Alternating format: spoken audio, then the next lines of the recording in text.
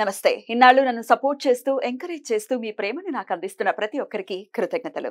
అలాగే ఈ వీడియో కూడా ఖచ్చితంగా మీకు ఉపయోగపడుతుంది. లైక్, షేర్ అండ్ సబ్స్క్రైబ్ చేసి మీ సపోర్ట్‌ని నాకు అందించండి. అలాగే ఈ వీడియో పట్ల మీకున్న అభిప్రాయాన్ని కామెంట్ సెక్షన్‌లో కామెంట్ చేసి తెలియజేయండి.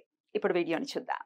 నమస్తే. Welcome to our channel. నేను పద్మిని. ప్రస్తుతంతో పాటు ప్రముఖ ఆధ్యాత్మికవేత్త, నారీసేన ఫౌండర్, దత్త ఉపాసకురాలు శ్రీమతి లతా దత్త గారు మనతో పాటు ఉన్నారు. మాట్లాడదాం. నమస్తే అక్క. నమస్తే రాజయ్య గురుదత్త. శ్రీ గురుదత్త. అక్క, పితృదేవతల దోషం ఉంది మాకు అనేది సర్వసాధారణంగా వింటున్నటువంటి మాట. ఇదివరకు రోజుల్లో ఉందా లేదా ఇది అని అంటే చాలా వరకు తక్కువే పితృదోషాలు అనే మాట కదా. ఈ మధ్య చాలా ఎక్కువ వింటూ ఉన్నాం. ఎందుకంటే మరి చెయ్యట్లేదు. అవన్నీ ఆ క్రతువులు చేయకపోతే దోషం అనేది ఖచ్చితంగా వస్తుంది. మరి ఆ పితృదోషాల నుంచి బయటపడడానికి ఏదో ఇచ్చేసామండి, నామకే వాస్తు అంటారు కదా, ఊరికే మేము చేస్తున్నామండి. ప్రతి సంవత్సరం పెద్దలకు బియ్యం ఇస్తున్నాం అంటారు. మీరు బియ్యం ఇస్తున్నారు, కానీ వాళ్ళకి మోక్షం కల్పించారో లేదో మీరు తెలుసుకున్నారా? రైట్. అసలు అది కాదు కదా పద్ధతి. అదొక్కటే కాదు కదా పద్ధతి. ఒకవేళ అలా మనకి నివృత్తి అవ్వట్లేదంటే ఇంకేదో పద్ధతి ఉంది, దాన్ని ఖచ్చితంగా మనం అనుసరించాలి అనేది ఉంటుంది ఒకటి. అవును. ఏంటక్క మరి దానికి నివృత్తి మార్గం ఏంటి? మనకి మొత్తం ఈ భూమండలంలో 3 క్షేత్రాలు ఉన్నాయి. శిరోగయ బీహార్లో, నాభిగయ ఒడిశాలో, పాదగయ పిఠాపురంలో. దాన్ని దక్షిణ కాశీ అని కూడా పిలువబడతారు. ఎంతటి అంటే ఎక్కడ వాళ్ళైనా సరే ఇక్కడే పితృకార్యాలు చేయాలి అని అనుకుంటారు. కాశీలో చేయాలి అనుకునే వాళ్ళు కాశీలో చేస్తారు, లేదా బోధగయ విష్ణుపదంలో వెళ్ళి చేస్తారు. విష్ణుపదలో అంటే విష్ణులోక ప్రాప్తి అని. అంతటి ఫలితాన్నే ఇక్కడ పాదాలకి చేస్తే ఈశ్వరుడు కల్పిస్తున్నారు. అదే మన పిఠాపురంలో ఉంది, మనకు దగ్గరలో ఉంది. చాలా మందికి కూడా పద్మిని అసలు తెలియదు. ఇక్కడ పాదగయలో గనక పితృకార్యం చేస్తే పుణ్యలోక ప్రాప్తి, డైరెక్ట్ పుణ్యలోక ప్రాప్తే అవుతుంది అనమాట. ఇప్పుడు చాలా మందికి పితృదోషాలు ఉన్నాయంటే మాకు తెలియదమ్మా ఎలా చేయాలో, మాకు ఈ పద్ధతి లేదమ్మా, మా పెద్దవాళ్ళు చెప్పలేదు, మాకు ఈ పద్ధతి లేదు, ఈ చూడలేకపోతున్నాను, వినలేకపోతున్నాను, అందరు చెప్పి వాళ్ళకి మళ్ళీ చూస్తే సమస్య పితృదోషాలు ఉంటున్నాయి.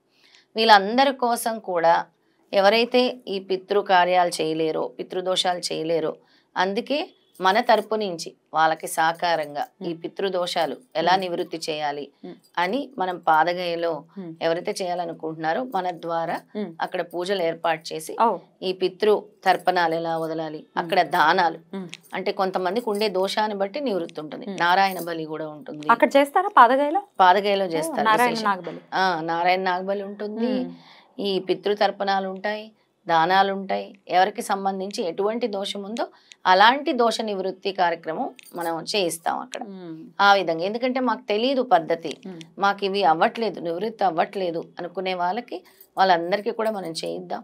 అలాగే ఈ పితృదోషాలు ఉండేవాళ్ళు, నేను చెప్తూనే ఉన్నాను, ప్రతి అమావాస్యకి అన్నదానాలు చేయాలి. ఎవరైతే పూర్వీకులు ఉంటారో వాళ్ళ పేరు మీద నేను అన్నదానం చేస్తున్నాను. వాళ్ళు ఎక్కడైనా మధ్యలోకంలో ఉంటే, వాళ్ళకి మోక్షం కలగకపోతే, వాళ్ళకి ఆ పుణ్యలోక ప్రాప్తి కావాలి, లేదా పైకి వెళ్ళిపోవాలి అని చేసుకోవాలి. అది ఇది కూడా కలిపి మనం నిర్వహించబోతున్నాం. అంటే ప్రతి అమావాస్యకు కూడా ఇలాంటి కార్యక్రమాన్ని నిర్వహించబోతాను. ఎవరైతే చేయలేము, మేము ఉండలేము అనుకుంటున్నారో వాళ్ళందరికి కూడా మనం చేయబోతున్నాం ఈ కార్యక్రమం. వచ్చి ఒకవేళ వాళ్ళ ఇప్పుడు పాదగయలో చేయించుకోవాలి అని అంటే, మీ ఆధ్వర్యంలో ఒకవేళ చేసుకోవాలి అంటే రావచ్చా? రావచ్చు. మన ఆధ్వర్యంలోనే మన దగ్గర రిజిస్టర్ చేసుకుంటే ముందు, అమావాస్యలకి ముందే. ఎందుకంటే ఇప్పుడు నెక్స్ట్ 3 months కూడా అవే చేయించబోతున్నాం మనం. దానికి ఒక టైం, ఎందుకంటే మధ్యలో పితృపక్షాలు అనేవి కూడా వస్తాయి భాద్రపద మాసంలో. అందుకే ఈ 3 నెలల వ్యవధిలో కూడా ఎవరైనా చేయించుకోవాలనుకుంటే చేయించుకోవచ్చు. అలా ప్రతి నెలలో కూడా, ప్రతి సంవత్సరంలో కూడా ఇలా ఒక 3 నెలలు ఈ కార్యక్రమాలు పెట్టాలని అనుకుంటున్నాం. సంవత్సరం అంతా మనం చేయలేం కాబట్టి ప్రత్యేకంగా ఒక 3 నెలలు అన్నవి మనం అనౌన్స్ చేస్తాం. ఆ 3 నెలల్లోనే మనం ఈ కార్యక్రమాలన్నీ కూడా అక్కడ చేయించేస్తాం వాళ్ళు. ప్రత్యేకించి భాద్రపద మాసంలో అయితే ఎప్పుడైతే పితృపక్షాలు వస్తాయో ఖచ్చితంగా ఇక ఏ మాసంలో చనిపోయినప్పటికీ ఆ భాద్రపద మాసంలో చేసుకోవచ్చు. ఏ మాసంలో వాళ్ళు కాలం చేసినా కూడా ఆ మాసంలో పితృపక్షాలు అనేవి అప్పుడే వస్తాయి కాబట్టి, అంటే స్వామి మళ్ళీ గుర్తు చేసుకోవడానికి ఒక అవకాశం ఇస్తారు ప్రతి సంవత్సరం కూడా. దాన్ని కూడా మీరు వినియోగించుకోకపోతే అది చాలా వేస్ట్ అన్నమాట. అంటే ఇంకా సఫరింగ్ అనేది పాపం వాళ్ళకి చాలా మంది వస్తారు ఆ సఫరింగ్ తో మన దగ్గర. పూజలు చేసేస్తున్నాం, పని చేయట్లేదు అని అంటే డెఫినెట్ గా ముందు అసలు ఫస్ట్ డోర్ ఓపెన్ చేయలేదు. ఫస్ట్ డోర్ లోనే పితృదేవతలు ఉంటారు కదా, ఆ తర్వాతే దేవీ దేవత. తర్వాతే అసలు పితృకి మనం ఏదైతే పెడతామో వాళ్ళు పితృదేవతలతో పాటు దేవతలు, అంటే పితృదేవతలను ఎందుకు అంటున్నాం, వాళ్ళు కూడా భుజిస్తారు. ఆ విషయం వీళ్ళు తెలుసుకోలేకపోతున్నారు. తర్వాత ఏంటంటే కొంతమంది చెప్తూ ఉంటారు, మా ఇంట్లో మా అత్తగారు మామగారు పోయిన తర్వాత ఇలా మాకు బాగాలేదు, లేదంటే మా అమ్మగారు పోయిన తర్వాత ఇలా బాగాలేదు, లేదా మా ఇంట్లో ఒక మనిషి చనిపోయినప్పటి నుంచి మాకు నెగిటివ్ ఎనర్జీ వచ్చింది, అది ఆవహించింది, ఇలాంటి ఒక సంఘటన జరిగిందనమాట. అలా వాళ్ళ ఎవరో దూరం అంటే వాళ్ళ తమ్ముడు వాళ్ళ మరదల వాళ్ళ నాన్నగారు చనిపోయారు. ఆయన చనిపోయిన నెగిటివ్ ఎనర్జీ ఈవిడికి వచ్చింది, ఆడపడుచుకొచ్చింది. ఇది నిజంగా జరిగింది. ఆడపడుచుకొచ్చింది. ఆయన ఏదైతే బాధతో చనిపోయాడో అసలు ఈమెకు తెలియని విషయాలన్నీ, ఆ బాధలన్నీ ఈమె చెప్తూ ఉంది. ఇవి అసలు సంబంధం లేదు. అక్కడ పలానప్పుడు ఇలా జరిగింది, ఇది జరిగింది, వాళ్ళకి నాకు ఈ తగువ జరిగింది, ఇవన్నీ కూడా ఇలాంటివి కూడా జరుగుతూ ఉంటాయి. ఇలాంటివి కూడా చాలా జరుగుతూ ఉంటాయి.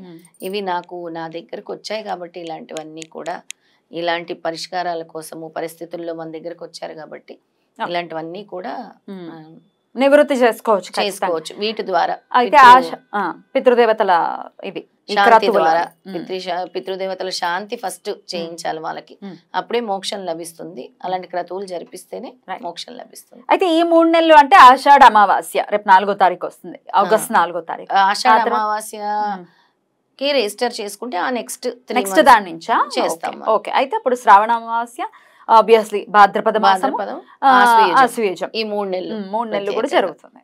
ఒకవేళ ఉంటే ఇంకా కార్తీకం కూడా కంటిన్యూ చేస్తాము, ఒకవేళ వేసుకోకపోతే అంతే, ఈ సీజన్ కి క్లోజ్ చేస్తాం అన్నమాట. అద్భుతం. కొంతమంది చెప్తూ ఉంటారు అసలు పోయినప్పుడు సంవత్సరికం అప్పుడు ఫస్ట్ ఇయర్ అప్పుడు చేసేసాము, ఇంకా దాని తర్వాత ప్రతి ఏడాది చేస్తున్నా అదంతా ఏం లేదండి మాకు, లేకపోతే అసలు చెప్పలేదు లేదని అంటారు. అయ్యయ్యో, లేకపోవడం ఏమిటి, ఎవ్రీ ఇయర్ మరి పెట్టకపోతే ఎట్లాగా? మనకి ఇయర్ అంటే వాళ్ళకి ఒక్క రోజుతో సమానం.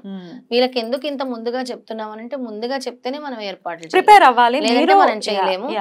ఇంకోటి ఏంటంటే అందరికి అమావాస్య రోజే కుదరదు, పితృపక్షాలప్పుడు అమావాస్యతో సంబంధం లేదు, అది కూడా చెప్తున్నాను చాలా క్లియర్ గా. 15 రోజుల్లో ఏదో ఒక రోజు వినియోగించుకోవచ్చు. కానీ మనకి ఇప్పుడు నుంచి చెప్తేనే మనం చేయగలం. అది చాలా పెద్ద క్రతువు ఉంటుంది, అవన్నీ కూడా వాళ్ళకి ఆ దోషం నివృత్తి అవ్వాలి కాబట్టి మనం చేయించాలి. కాబట్టి ఇంత ముందుగా మనం దీని గురించి మాట్లాడుతున్నాం. పితృదేవతల అనుగ్రహాన్ని పరిపూర్ణంగా ఖచ్చితంగా పొందాలి. వీళ్ళు వాళ్ళు మాకు లేదు మాకు తెలీదు కాదు, తెలుసుకుందాము.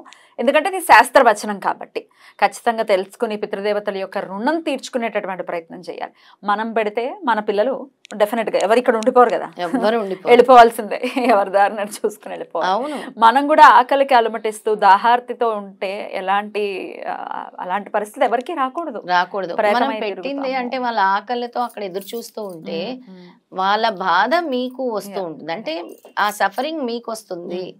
అక్కడ వాళ్ళ అర్థనాదాల పైన అంటే డెఫినెట్లీ ఆ కర్మ అనేది ఇక్కడ తగులుతూ ఉంటుంది. కొంతమంది కూడా అబ్జర్వ్ చేసినప్పుడు అక్క మా అత్తగారు ఇలాగా, మా మామగారు ఇలాగా, మేము చెయ్యము, అది చనిపోయిన తర్వాత ఇంకా అవన్నీ తీయకూడదు కదా, అవన్నీ తీయకూడదు. వాళ్ళు ఎలాంటి వాళ్ళైనా కూడా అక్కడతో వదిలేయాలి, ఇంకా చాప్టర్ క్లోజ్ అయింది. వాళ్ళ రుణం మీరు తీర్చుకోవాలి. అది మీరు వాళ్ళకి ఒక కోడలుగాను అలాగే కొడుకు కోడలుగాను మీ బాధ్యత మీరు నిర్వహించాలి.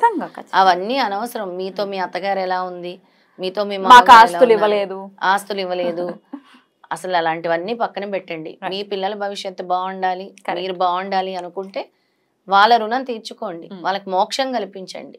ఇలాంటివన్నీ పెట్టుకోవద్దు. అసలు సిసలు ఆశీర్వాదాలు అప్పుడు డెఫినెట్ గా అప్పుడే వస్తాయి. ఇంకో విషయం కూడా పద్మిని, నువ్వు ఎన్ని క్రతువులు చేసినా కూడా నీ తల్లిదండ్రుల్ని అత్తమామల్ని సరిగ్గా చూసుకోకపోతే ఏమీ పనిచేయవు. ఇది శాస్త్రవచనం, అందులో ఎటువంటి సందేహం. శ్రీపాదులు వారు చెప్పిన శ్రీపాద శ్రీవల్లభ చరిత్రలో, గురు చరిత్రలో ఖచ్చితంగా చెప్పారు.